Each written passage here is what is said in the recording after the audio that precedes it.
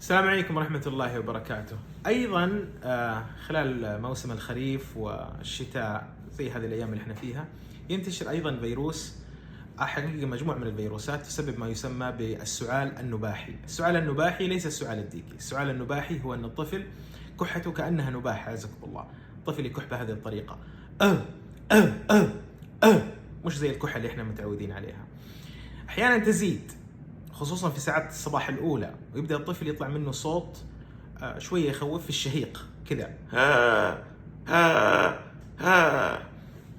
الآن إذا كان فقط السعال النباحي في الغالب الطفل ما يحتاج شيء، إلا لو إنه كان حتى هو جالس يكح.